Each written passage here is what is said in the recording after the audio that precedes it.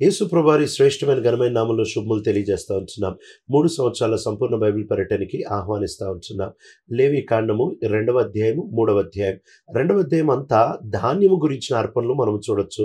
ఆ తర్వాత 3వ అధ్యాయంలో సమాధాన బలులు మనము చూడొచ్చు. ఇక్కడ ఆయన మొదటి అధ్యాయంలో దహన బలులు మాట్లాడిన తర్వాతే వేరే బలులకి వెళ్తా ఉంటున్నారు.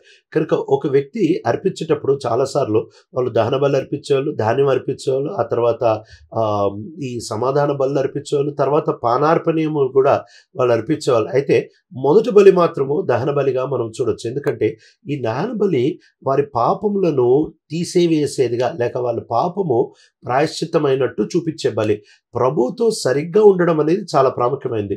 ప్రభుకి మనం ఏదన్నా చేయక మునుపు, లేక ప్రభుకి నచ్చేది మనం ఏదన్నా నెరవేర్చక మునుపు, మనం ప్రభు దగ్గర మన పాపములన్నీ ప్రాయశ్చిత్తం అవ్వడము ఇది చాలా కీలకమైన ప్రాముఖ్యమైన విషయం. ఇక్కడ ఈ ధాన్యమును అర్పించేటప్పుడు ఈ ధాన్యం వేరు వేరు రకాలుగా అర్పించవచ్చు. ఈ వీటిల్ని పిండిగా చేసన్న అర్పించవచ్చు, లేక వీటిల్ని రొట్టెలుగా చేసన్న అర్పించవచ్చు, లేక ధాన్యాన్ని కొంచెం పొడి పొడిగా అలా దంచి కూడా ఇచ్చేయచ్చు. ధాన్యాన్ని వాళ్ళు ఇవ్వచ్చు. కానీ ఎట్లా ఏ రూపంలో ఇచ్చినా కూడా ఈ ధాన్యం మాత్రము దీనికి 3 కనీసమైన అర్హతలు ప్రభుకు చాలా ఖచ్చితంగా చెప్తా ఉంటున్నాడు. మొట్టమొదటిది, ఇది శ్రేష్టమైన గోధుమ పిండితో చేయబడి ఉండాలి. ఈ శ్రేష్టమైన గోధుమ పిండి, ఇక్కడ శ్రేష్టమైన గోధుమ అంటే ప్రభుకి ఇచ్చేటప్పుడు, ఆయన బలి దగ్గరకు వచ్చేటప్పుడు, పశువు దగ్గరకు వచ్చేటప్పుడు అంటున్నాడు నిర్దోషమైన, లేకపోతే ఏ కలంకము లేని పశువు అని అంటున్నాడు. ధాన్యం దగ్గరకు వచ్చేటప్పటికి శ్రేష్టమైంది అంటున్నాడు. శ్రేష్టమైంది అని అంటే మన దగ్గర ఉంటున్న అన్ని ధాన్యాలలో ఒక్కొక్కటి ఒక్కొక్క నాణ్యతలో ఉంటే అతి శ్రేష్టమైన నాణ్యత కలిగింది దేవుడికి ఇవ్వమని చెప్తా ఉంటున్నాడు. ఎందుకు దేవుడు ఇలా ఇవ్వమని చెబుతా ఉంటున్నాడు అని అంటే ఇది మనలో విశ్వాసాన్ని పెంచుతుంది. శ్రేష్టమైనది మనం ఖచ్చితంగా మనం కాపాడుకుంటే అది మనకి చాలా ఉపయోగకరం. అది చాలా ఎక్కువ డబ్బులకు కూడా అమ్మొచ్చు. కానీ ఎప్పుడైతే మనం ప్రభుకి శ్రేష్టమైనది ఇస్తున్నామో అప్పుడు మనం విశ్వాసం బట్టి బ్రతుకుతున్నాం. ఇది నాకు ఇచ్చే లబ్ధి కంటే, ఇది నాకు చేసే మేలు కంటే నేను విశ్వాసంతో నమ్మి దేవునికి ఇచ్చేస్తా ఉంటున్నాను, ఇది దేవుని చేతిలో నేను పెట్టేస్తా ఉంటున్నాను అని చెప్పి మనం పూర్తిగా ఆయన చేతిలో వదిలేస్తా ఉంటున్నాం. కనుక ఇది విశ్వాసాన్ని చూపిస్తూ ఉంది. అంతేకాకుండా ఎప్పుడైతే శ్రేష్టమైన ఆ ధాన్యాన్ని ఇస్తామో అది ప్రాధాన్యతని చూపిస్తూ ఉంది. శ్రేష్టమైన ధాన్యం నాకు, నా పిల్లలకి, నాకు తెలిసిన శ్రేష్టమైన అతిథులకి ఇచ్చేదానికి బదులు దేవునికి ఇస్తున్నా అంటే జీవితంలో మొదటి ప్రాధాన్యత దేవునికి ఇవ్వడాన్ని ఆయన ప్రాముఖ్యంగా ఈ బలుల విషయంలో చూపిస్తూ ఉంటున్నాడు. అంతేకాకుండా శ్రేష్టమైనది ఇవ్వడం బట్టి దేవుడు ఎంత శ్రేష్టమైన వాడో మనము గ్రహించి దానికి అనుకూలంగా మనం నడుస్తూ ఉంటున్నాం. ఆయన ఆజ్ఞలకి విధేయత చూపిస్తూ ఉంటున్నాం. కనుక దేవునికి మనం శ్రేష్టమైనది ఇవ్వడం బట్టి విశ్వాసాన్ని చూపిస్తున్నాం. ఆయనకి శ్రేష్టమైనది ఇవ్వడం బట్టి ప్రాధాన్యత చూపిస్తున్నాం. ఆయనకి శ్రేష్టమైనది ఇవ్వడం బట్టి ఆయన ఆజ్ఞలకి లోబడి ఆయనకి ఇస్తున్న విలువని కూడా చూపిస్తూ ఉంటున్నాం. కనుక వీళ్ళు శ్రేష్టమైన గోధుమలు ఇవ్వాలి. ఆ దినముల్లో ఎవరు కూడా విపరీతంగా పెరిగేవి, కానీ ప్రభు మాత్రం గోధుమలే అర్పించమని చెబుతా వచ్చాడు. ఖచ్చితమైన కారణాలు, ప్రభు ఎందుకు ఒక విషయం చేయమన్నాడు అనేది ఆయన కారణం చెప్తే తప్ప మనం కారణాన్ని ఊరికే ఊహించగలం తప్ప ఖడాఖండితంగా ఇదే కారణం అని చెప్పలేం. అంతేకాకుండా రెండవది, ఇది అర్పించేటప్పుడు అది ఏ రూపంలో అర్పించినా కూడా దానికి ఒలీవల నూనె పూసి అర్పించాలి అని చెప్తా ఉంటున్నారు. ఈ ఒలీవల నూనె ఆ దినముల్లో చాలా కీలకమైంది, చాలా విలువైంది, వాళ్ళకి చాలా అవసరమైంది. కనుక ఈ ఒలీవల నూనెతో కూడా అర్పించి ఆ ధాన్యమును ఖచ్చితంగా ఒలివ నూనెతో ఇవ్వాలి అని చెప్తా ఉంటున్నారు. ఇక్కడ ఈ ధాన్యం ఏదైతే అర్పిస్తూ ఉంటున్నారో ఇది కొంచెం మాత్రమే ప్రభుకి ఆ బలిపీఠం మీద పెట్టేవాళ్ళు. కానీ మిగిలిందంతా అహరోను యొక్క పిల్లలకి వాళ్ళ భోజనానికి ఇచ్చేసేవాళ్ళు. కనుక అహరోను పిల్లలకి ఉట్టి పిండిస్తే సరిపోదు కదా, దానికి కావాల్సిన నూనె కూడా ఇవ్వాలి. బహుశా దేవుడు ఆ కారణం బట్టి ఇది చెబుతా వచ్చాడేమో. వాళ్ళు పిండి తీసుకుంటారు, వాళ్ళు నూనె తీసుకుంటారు, కొంచెం ప్రభుకు అర్పించాలి, మిగిలింది అహరోను వాళ్ళ కుటుంబాలు తినేవిగా ఉంటాయి. అంతేకాకుండా ఆయన చెప్తా ఉంటున్న మాట, దాంతోపాటు ఫ్రాంకిన్సెన్స్ లేకపోతే సాంబ్రాణి కూడా అర్పించమని చెప్తా ఉంటున్నాడు. ఈ సాంబ్రాణి అహరోనులు తీసుకోవడానికి వీల్లేదు, పూర్తిగా ప్రభు కొరకే అర్పించాలి.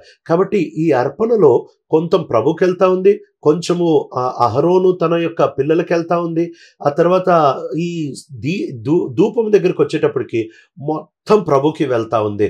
మట్టికి వీటిలన్నిటి ద్వారా ఈ వ్యక్తి ప్రభుకి తన ప్రాధాన్యతని చూపిస్తూ ఉంటున్నాడు. అంతేకాకుండా ఇంకొక 2 నియమాలు చాలా ఖచ్చితంగా రాస్తా వచ్చారు. మొట్టమొదటిది ఈ యొక్క పిండిలో వీళ్ళు పులిసిని లేకపోతే పులుపుని వేయకూడదు, ఈస్ట్‌ని వీళ్ళు వేయకూడదు. అంతేకాకుండా వీళ్ళు దీంట్లో తేనె కూడా పోయకూడదు. అంటే తేనె ఇవ్వచ్చు, కానీ మంట మీద వెళ్ళేదానికి తేనె ఇవ్వకూడదు అని చెప్తా ఉంటున్నాడు. తేనెని జ్యేష్ఠ ఇదిగా ఇవ్వచ్చు, కానీ ప్రథమ ఫలముగా ఇవ్వచ్చు, కానీ మంట మీదకి వెళ్ళేటప్పుడు తేనె వెళ్ళకూడదు అని చెప్తున్నాడు. బహుశా వీళ్ళు అర్పించే ఈ అర్పణలన్నీ వీళ్ళు కష్టపడి పెంచుకుందో, వీళ్ళు కష్టపడి ప్రయాసపడి తెచ్చినవి. కానీ తేనె కొరకు వీళ్ళు ఆ దినముల్లో కష్టపడి ప్రయాసపడి తెచ్చేదేం కాదు. తేనె తీగలు వచ్చి పెట్టిన దాన్ని వాళ్ళు ఉచితంగా తీసుకొని వచ్చి ఇచ్చేవాళ్ళు. కనుక బలిపీఠం మీద మనం ఈ నియమాన్ని చూడొచ్చు. ఏంటంటే ప్రయాసతో తెచ్చింది, స్వంత కష్టంతో తెచ్చింది బలిపీఠం ఎక్కుతుంది. ఆ తర్వాత మిగిలినవి ఏమన్నా అర్పించొచ్చేమో, కానీ అవి బలిపీఠం ఎక్కవు అనే విషయాన్ని మనం నేర్చుకోవచ్చు. కనుక పులిసింది ఇవ్వకూడదు, ఆ తర్వాత తేనె ఇవ్వకూడదు. ఈ పులిసింది యేసు ప్రభువారు వేషధారికి సాదృశ్యంగా లేక ఉప్పొంగిచ్చేదిగా సాదృశ్యంగా ఫరిసేయుల యొక్క పైన భక్తికి సాదృశ్యంగా చెప్తా ఉంటున్నారు. అందుకే మన జీవితాల్లో మనం కూడా ప్రభుకి ఇచ్చేటప్పుడు వేషధారం లేకుండా మనం ఆయన దగ్గర బలిపీఠం మీదకి వచ్చేటప్పటికి శ్రేష్టమైనది ఇవ్వాలి, దేవుడు చెప్పింది ఇవ్వాలి, దేవుడికి నచ్చేది ఇవ్వాలి, దేవునికి ప్రాధాన్యత చూపిస్తూ ఇవ్వాలి. అంతేకాకుండా వేషధారణ లేకుండా ఇవ్వాలి. ఆ తర్వాత క్రయం చెల్లించిన తర్వాతే ఇవ్వాలి. ఆ తర్వాత రెండో విషయాన్ని ఆయన ఈ బలి గురించి మాట్లాడుతూ ఆయన అంటున్నాడు, ప్రతి బలికి మీరు ఉప్పు ఇవ్వాలి, నిబంధన ఉప్పు అని అంటున్నాడు. నిబంధన ఉప్పు ఏంటి అని అంటే, మనం ఎప్పుడైతే సంఖ్యాకాండము 18వ అధ్యాయం 19వ వచనంలో చూస్తామో, ఇక్కడ దేవుడు ఉప్పు నిబంధన గురించి మాట్లాడుతూ ఉంటున్నాడు.